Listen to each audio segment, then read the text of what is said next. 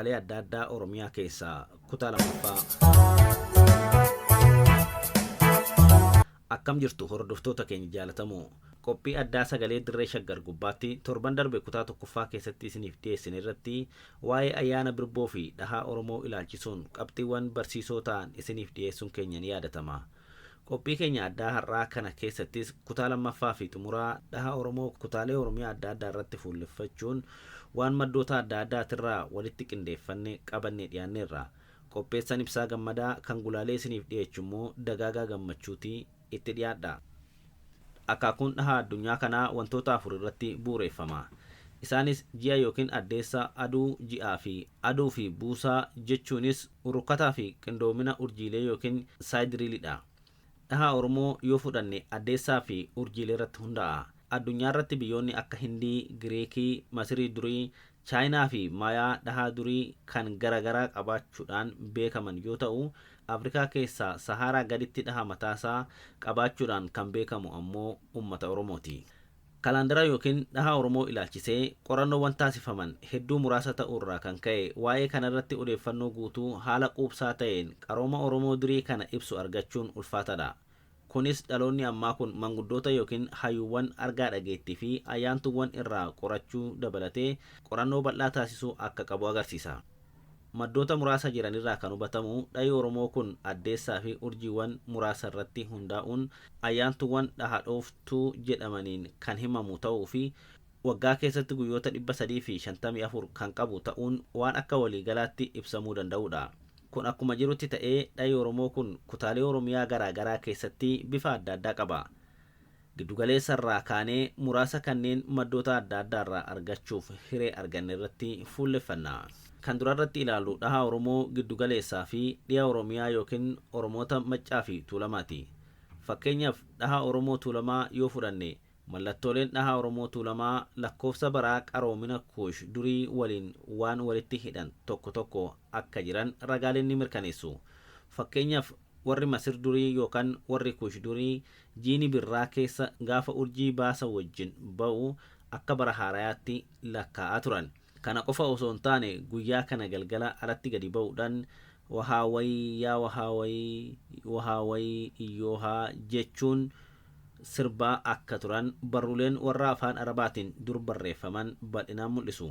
Waha jechuun mul'atte yookiin dhalatte jechuu hoggaa ta'u, iyyuha jechuun ammoo ji'a jechuudha. Kanuma wal qabatee Oromoonni Tuulamaa dur ji'a birraa keessattuu birraa 10 hanga 22 gaafa addeessi urjii lamii wajjin ba'u waartii galgalaa gubaa gubuudhaan bara haaraa kabajaa akka turan himama. Guyyaa kana walitti dhufuudhaan akkas jedhu: iyyoolee birraan barraaqee iyyoohaa iyyoolee waartii mul'attee iyyoolee kunoo mul'attee jechuun sirbaa turan. Turtii keessa warri Habashaa sirba kana fudhachuudhaan yeroo barri haaraa isaanii kan Gi'izii dhufu iyyoohaa ababaayee jechuun sirbuu akka eegalan himama. Sirbi kun ammumallee Oromiyaa kutaalee Salaalee fi giddugala Oromiyaa tokko tokko keessatti gaafa gubaa masqalaa galgala abdaaritti naanna'uudhaan hangafaan hoogganamee iyyookaa ayyaanumaa iyyookaa jedhamee sirbama. Gama biraatiin Oromoon golgaa laga Mormor keessa jiraataa ture durii eegalee dhahaa fi lakkoofsa kan Oromoo ta'een jiraachaa akka ture dubbatu qorattoonni. Akka dhahaa kanaatti ji'a tokko keessa guyyoonni 27 kan jiran yoo ta'u, hundi isaanii maqaa ittiin beekaman qabu. Guyyoota kanneen ilaaluun namni gaafa dhalatu nama amala akkamii qabu akka ta'e ayyaantuun Oromoo ni beekas jedhama. Uummata Oromoo naannoo kana jiraatu biratti waggaa haaraan eegalame kan jedhamu adoolessa walakkeessa akka ta'e dubbatu qorattoonni dhahaa Oromoo tokko tokko. Torbeen walakkeessan duraa haraawwatoo jedhamee kan beekamu yoo ta'u, yeroon kun yeroo lagni Mormor yookiin Abbayyaa akka malee guutuun gamaa gamanatti ce'uu nama dhoowwedha jedhama. Haraawwatoon torban tokkoof kan turu yoo ta'u, yeroon kun yeroo dukkanaa akka ta'etti ilaalama. Haraawwatoon kun akka riqicha bara moofaa fi bara haaratti ilaalama. Dabalataan yeroo kana keessa hojiin akkan hojjetamnee fi yeroo cagginoo jedhamee beekama. Dhukkubbiin garaagaraa illee qaama namaa keessaa dammaqee yeroo itti nama dhukkubsu akka ta'e kan himamu ta'ee, haalli kun sirna hawaa waliin hidhata qabaachuu ibsu hayyoonni. Yeroo cagginoo keessa sanyiin faca'u yoo faca'es biqilee hin guddatu yookaan ija gaarii hin godhatu. Kan faca'ee biqile jalaallee aramaan hin aramamu. akkasumallee cagganoo keessa muka hin muran hin dhaabanis yoo dhaaban ni goga jedhamee amanama. Kana malees dhalli yeroo kana keessa godhatan gaarii miti jedhamee waan yaadamuuf abbaa warraa haadha warraasaa waliin sireerra hin ciisu. Akka dhaha Oromoo sulula laga Mormoreen wal qabatu kanaatti walakkeessa adoolessaatirraa kaasee jiru ammoo kurnan jedhamee beekama. Kun yeroo roobni guddaan jiraatu ta'us yeroo ganni saaqamuu jedhama. Akka aadaa Oromoo Maccaatti walakkeessi adoolessaa gaafa 13 guyyaa ifaa jedhamee kan waamamu yoo ta'u guyyaa sanyiin midhaanii faca'uudhas. Yeroo kana keessa sanyii waan facaafataniif birraa gaariin nuuf dhufa jedhanii abdii fi gammachuun eeggachuun baratamaadha.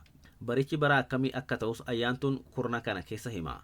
Ayyaantuun yookiin abbaan muudaa barichi kan qofaa ta'uu fi dhiisus dursanii beekuu jedhu. Sanyiin busundee yookiin xaafii kan jalqabaa yeroo kana keessa kan faca'u yoo ta'u guyyaa sanyichi faca'u gindaa dirrisaa jedhamee beekama.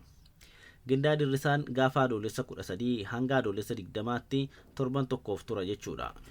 Ce'umsa bara ifaatti ta'e jedhamee waan beekamuuf ijoollee fi dubartiin illee sirbuun ayyaaneffatu. Lakkoofsi kun sanyii isa kamtuu yoom akka faca'u haala gaarii ta'een kan ittiin beekanidha jedhu. Torbee adoolessa 13 hanga 20 jiru kurnan jedhamee beekamu kanatti aanee torban dhufu saglan jedhamee beekama. Torbeen itti aanu 8 kan itti aanu torban 6 5 4 jedhamee hanga tokkeetti itti fufee lakkaa'ama. Torbee tokkorraa isa kaanitti yoo cehamu bahe seene jedhamee himama. Fakkeenyaaf saglan bahee 8 seene jedhama. Torbeen guyyaa mootii ayyaanaa jedhamuun kan beekamu ayyaana ibsaa yookiin gubaati. Ayyaanonni Oromoo kanneen akka Irreechas asii eegaluun birraa keessa kabajamuu akka jalqaban dubbatama. Dhahaa Oromoota Maccaa fi Tuulamaa kanarraa wanti hubatamu qorannoon dabalataa hayyoota argaa dhageettii fi ayyaantuuwwan hirmaachise akka godhamuu qabu akeeka. Ittaan sun dhahaa Oromiyaa kibbaa ilaalla. Dhahaa Oromoo keessa hanga tokko qorannoo wayyaan kan irratti godhame dhahaa Oromoo Booranaa fi Gujiiti. Hayyoota akka Profeesar Asmaroom Laggasaa fa'aa dabalatee namoota xinnoo hin jedhamnetu qorate. Sirna gadaa tuttuqaa sirna mootota Habashaatirraa fagaatee aadaa fi duudhaa ganamaa eegee turuun isaa hambaaleen dhahaa Oromoo akka hin banne yookaan hin dagatamne waan godheef akka ta'e ibsu qorattoonni. Ta'us qorannoon irratti taasifame qubsaa miti. Akka gadaa Oromoo Booranaa fi Gujiitti gadaan isaanii dhaachii 12 akka ga'e ibsama. Dhaachii tokko jechuun barruu gadaa 7 yoo ta'u barruu gadaa tokko jechuuf ammoo gadaa 5. Haala biraatiin yoo ibsamu gadaan tokko ganna 8, barruun gadaa tokko gadaa 5, daachiin tokko barruu gadaa 7dha. Kanarraa yoo shallagamu gadaan Booranaatii fi Gujii ganna 3,360 dabruu isaanuu hima. Kun kan afaanumaan himamurra dhaabbatamee kan shallagamu malee qorannoo saayinsaawaatiin odoo laalame yeroon dhahi Oromoo itti jalqabame ganna 3,365 ol ta'uun shakkii hin qabu. Oromoon Booranaadhaa mataasaa dhaloota Kiristoosiin dura naannawa bara 300 akka tolfatee amanama. Iddoo arkeoo astiroonoomii Naamoraatungaa kan kaaba Keeniyaa keessatti argamutti utubaan dhagaa kallattii urjiiwwan dhaha Booranaa keessatti itti fayyadaman agarsiisu dhaabamee argameera. Naamoraatungaan kun utubaa dhagaa baazaaltii 19 kan qabu yoo ta'u dhagoonni kunis kallattii urjiiwwan 7 dhaha Booranaa keessatti fayyadamanitti qajeelfamee akeeka yookiin agarsiisa. Urjiiwwan 7 kunis maqaan isaanii Lamii, Busan, Algaajima, Bakkalcha, Arbagaadduu, Urjii Wallaa fi Basa jedhamu. Booranni dhaha kana kalaquuf iddoo astiroonoomii itti daawwatan kanatti bakka Naamoraatungaa kana akka fayyadaman amanama. Booranni baatiif urjii 7 kanatti dhimma bahuun jila coonii jilata.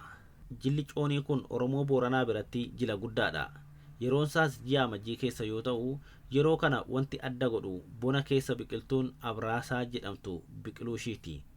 Akkuma biqiltuun kun mul'atteen jilli godhamee manni haaraan ijaaramee mooran loonii jijjiiramee inni qabu korma qalatee inni hin qabne ammoo buna qalatee akkas jedhee waleebbisa. Abraasi baatee baatu nun dhabin jedha.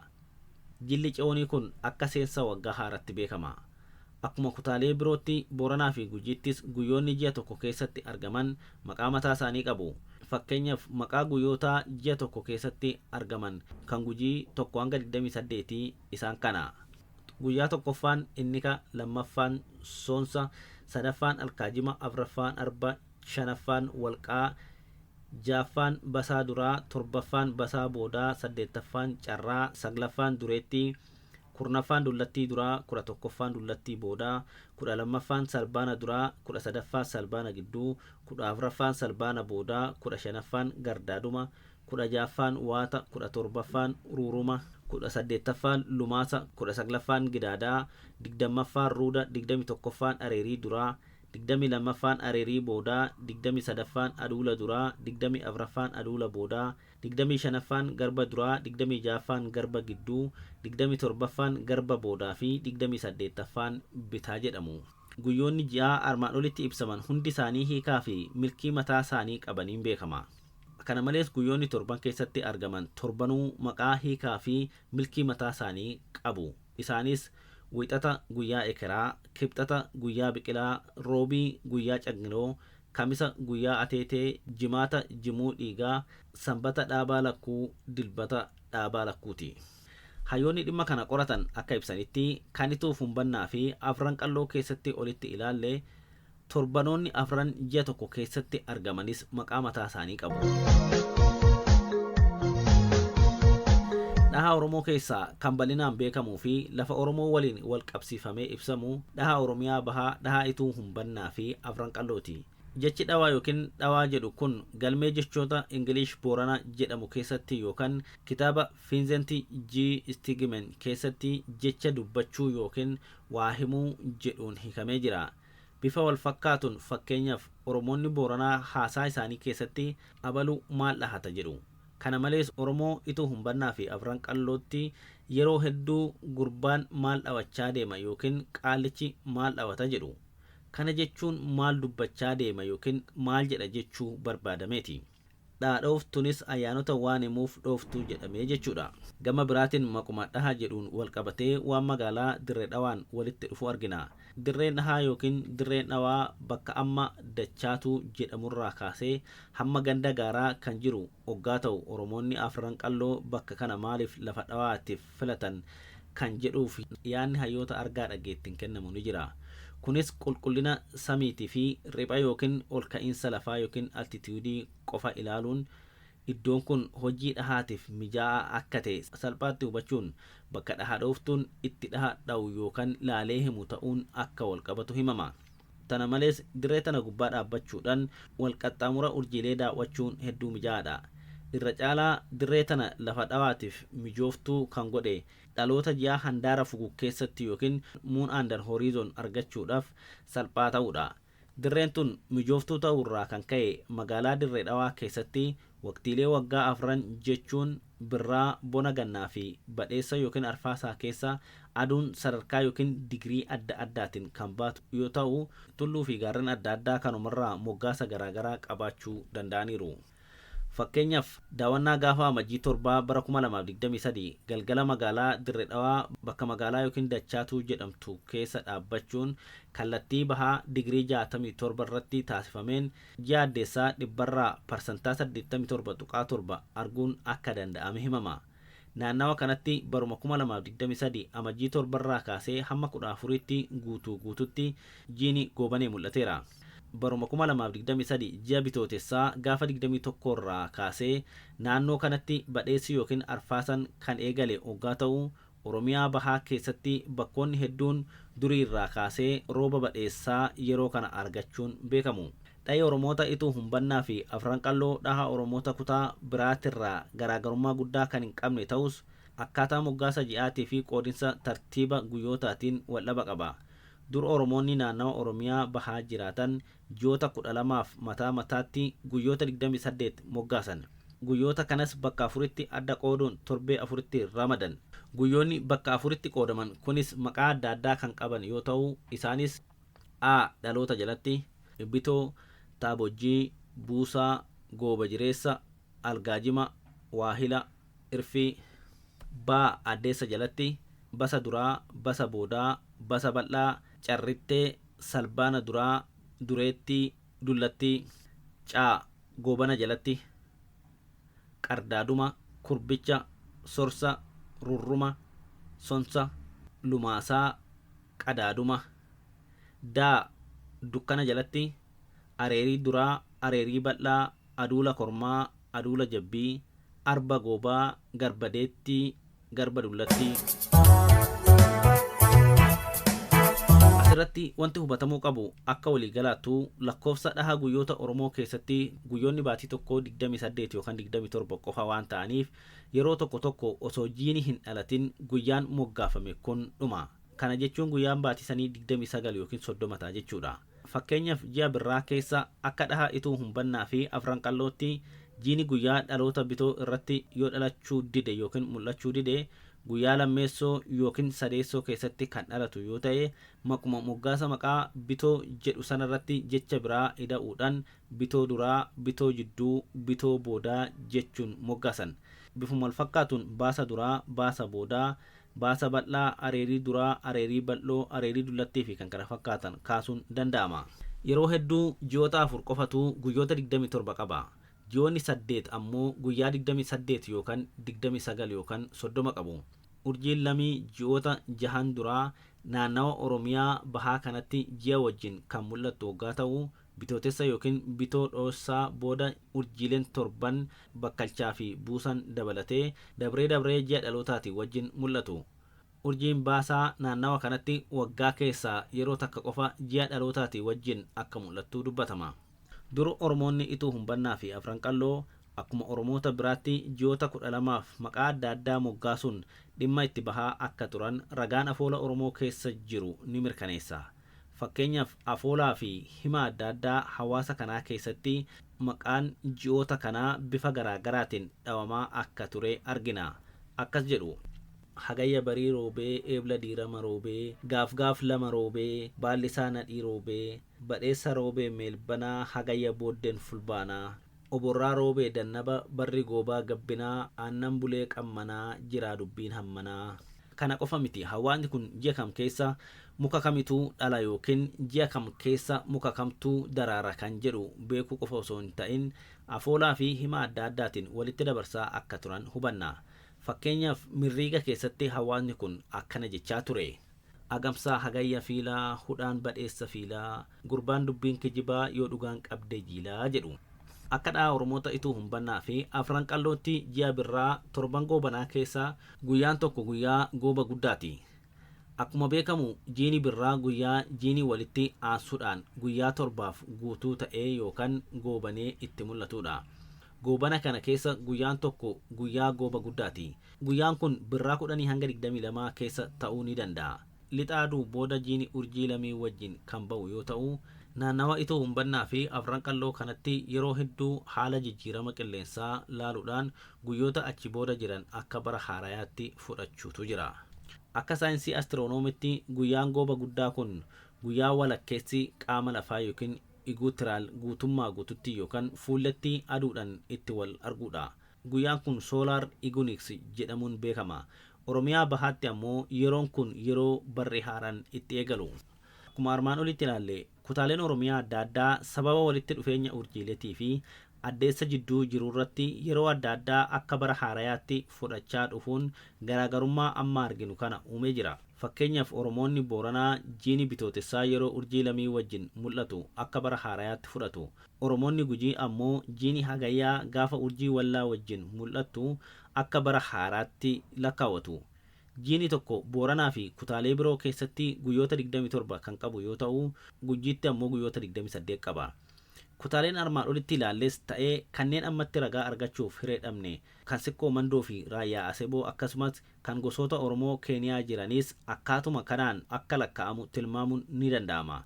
Garaagarummaa fi yeroo adda addaatti bara haaraa simachuun kun dhahaa Oromoo fi qorannoo isarratti gaggeeffamu wiirtuu tokkorraa qorachuu dhabuurraa gargar fagaachaa akka deeme agarsiisa.